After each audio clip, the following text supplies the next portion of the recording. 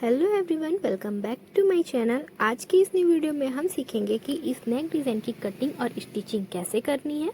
तो चलिए वीडियो को स्टार्ट करते हैं। इस डिज़ाइन को बनाने के लिए सबसे पहले हमें पेपर पर कटिंग करनी है। तो यहाँ पर मैंने ब्लाउज का कंधा 7 इंच लिया हुआ है। आर्म होल की लंबाई भी हमने यहाँ पर 7 इंच रखी हुई है। नीचे से इधर 7 इंच पर फिर से मार्क करेंगे और स्केल की मदद से एक सीधी लाइन ड्रॉ कर लेंगे। चेस्ट वाली लाइन को भी हमें सीधा ड्रॉ कर लेना है। बोट नेक के अकॉर्डिंग मैंने यहाँ गले की चौड़ाई 3 इंच रखी हुई है और गले की लंबाई भी 3 इंच रखी हुई है। नीचे से चौड़ाई फिर से 3 इंच पर निशान लगाना है और स्केल की मदद से एक बॉक्स तैयार कर लेना है। फिर बोट नेक का शेप दे देना है। अब हमें यहाँ पर ब्लाउज की लंबाई लेना है। यहाँ पर मेरे ब्लाउज की लंबाई 14 इंच है, तो मैं उसमें 1 इंच प्लस करके लूँगी। आप भी अपने मेज़रमेंट के हिसाब से आपके ब्लाउज की जितनी भी लंबाई है उसमें से 1 इंच प्लस करके लीजिएगा। अब नीचे से हमें इस तरीके से सीधी लाइन ड्रॉ कर लेनी है। अब हमें चेस्ट वाले लाइन की मार्किंग करनी है।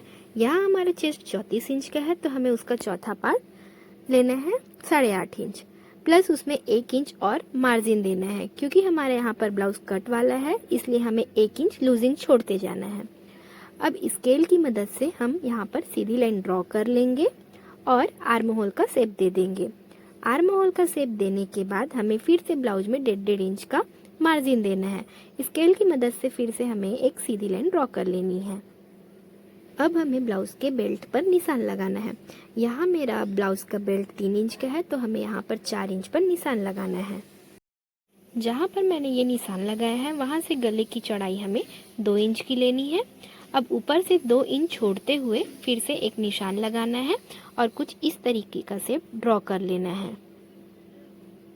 अब हमें नीचे के गले की चौड़ाई से 2 इंच की दूरी पर फिर से एक लाइन मार्क कर लेनी है और आर्म होल के सेंटर से 1.5 इंच ऊपर मार्किंग करनी है और इन दोनों लाइनों को इस तरीके से मिला देना है। इन लाइनों को मिलाने के बाद हमें नीचे से इस तरीके से कुछ गोलाई दे देनी है और जहाँ से हमने गोलाई दी है वहाँ से 2 इंच पर मार्क करना है। इधर से हमें 2.5 इंच पर मार्क करना है और इस तरीके का शेप ड्रॉ कर लेना है। अब हमने यहाँ पर इसकी कटिंग करनी है। तो यहाँ पर हमारा जो जो पार्ट कट होके निकलेगा वहाँ पर मैंने क्रॉस का निशान दिया हुआ है। अब हमने जैसे लाइन ड्रॉ की है उसके अकॉर्डिंग एज इट इज़ हमें यहाँ पर इसकी कटिंग कर लेनी है। यहाँ पर हमारा ब्लाउज का पैटर्न बनकर तैयार है। अब हमें इस पैटर्न को रखकर अस्तर पर कटिंग करनी है। अब हमने यहाँ पर अस्तर का कपड़ा ले लेना है। फोल्डेड साइड को हमें अपनी ओर रखना है और ओपन साइड को अपने अपोजिट ओर रखना है। अब हमने जो पेपर कटिंग की थी उस पेपर को इस तरीके से रखना है और इस तरीके से रखने के बाद एज इट इज़ हमने जैसे मार्क किया था वैसे ही मार्क करना है। यहाँ मैं कोई एक्स्ट्रा मार्जिन नहीं ले रही हूँ क्योंकि हमने ऑलरेडी पहले से ही यहाँ पर एक्स्ट्रा मार्जिन ली हुई है। अब हमें दूसरे वाले पेपर को रखना है और एज इट इज़ मार्क कर लेनी है। मार्क करने के बाद हमें एज इट इज़ इसकी कटिंग कर लेनी है। अस्तर की कटिंग कंप्लीट होने के बाद हमें यहाँ पर मेन फैब्रिक को लेना है। मेन फैब्रिक को लेते वक्त हमें यह चेक कर लेना है कि कपड़े में डिज़ाइन का डायरेक्शन किस ओर है। अब हमें बंद भाग को बंद भाग की ओर रखना है और 1/2 इंच जितना मार्जिन छोड़कर कपड़े को बराबर से जमाते हुए इसकी एज इट इज़ कटिंग कर लेनी है।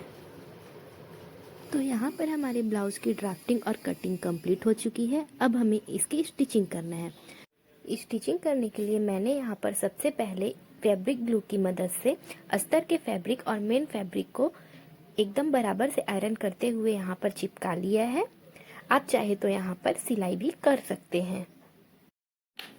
अब हमें कपड़े को इस तरीके से रख लेना है और मैंने जहाँ जहाँ पर बताया है वहाँ पर हमें पाइपिंग लगानी है। तो सबसे पहले हमने इस वाले कपड़े को इस तरीके से खोल कर रखा है। अब एक तिरछी पट्टी लेंगे। इस पट्टी की चौड़ाई मैंने 1.5 इंच ली हुई है। अब हमें कॉर्नर से इसे बिल्कुल बराबर कट करना है। कट करने के बाद हमें कपड़े को इस तरीके से मोड़ना है और फैब्रिक के ऊपर रखकर बहुत ही हल्के हाथों से यहाँ पर सिलाई चलाते जानी है। यहाँ आपको पट्टी खींचना नहीं है, अगर खींचेंगे तो पाइपिंग सही से नहीं बनेगी।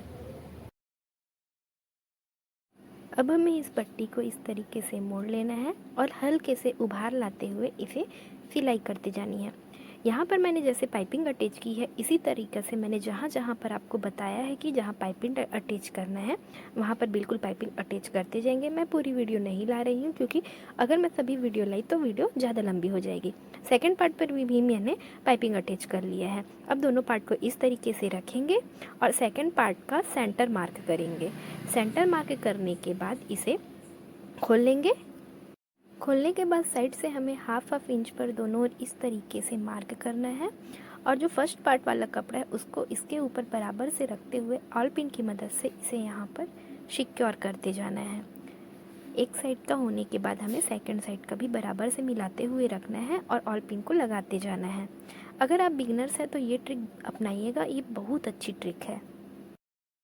अब हमें सेंटर से यहाँ पर 2.5 इंच पर मार्क करना है और कपड़े को इस तरीके से रखकर मार्क करना है। सेकंड साइड भी हमें सेम प्रोसेस करना है और ऑल पिन की मदद से इसे इस तरीके से सिक्योर कर लेना है।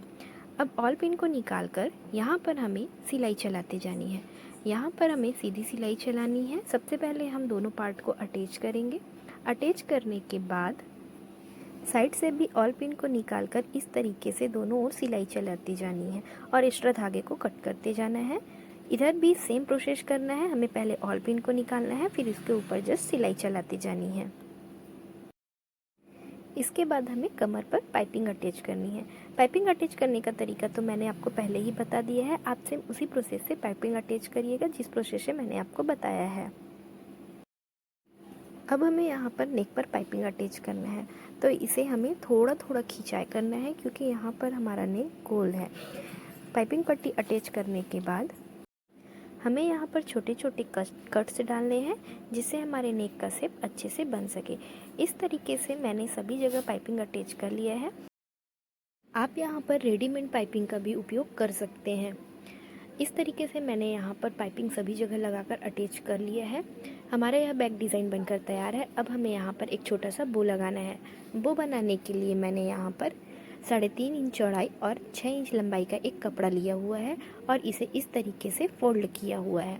फोल्ड करने के बाद हमें दोनों किनारों को इस प्रकार से स्टिच लगा देनी है। स्टिच लगाने के बाद हमें इसे इस तरीके से खोल लेना है। साइड के कॉर्नर को किसी नुकीले चीज़ की मदद से खोलेंगे जिससे कि शेप अच्छे से आ सके। इसके बाद हमें इसका सेंटर पार्ट लेना है और छोटी छोटी चुन्नटें डालकर इसे इस तरीके से स्टिच कर लेना है। स्टिच करने के बाद मैंने 1/2 इंच चौड़ी एक पट्टी ली है। पट्टी को इस तरीके से रखना है और सिलाई चला देना है। सिलाई चलाने के बाद हमें एक्स्ट्रा फैब्रिक कट कर लेना है। फैब्रिक कट करने के बाद हमें ब्लाउज को रखना है। ब्लाउज को रखने के बाद हमें सुई धागे की मदद से इस बो को इस तरीके से सेंटर पर रखकर स्टिच कर लेना है। अब बिल्कुल हमारा नेक डिज़ाइन यहाँ पर बनकर तैयार है। आज का यह वीडियो आप सबको कैसा लगा? अगर वीडियो अच्छा लगा हो तो लाइक, शेयर और सब्सक्राइब ज़रूर कीजिएगा। मिलते हैं नेक्स्ट वीडियो में, तब तक के लिए बाय बाय, टेक केयर।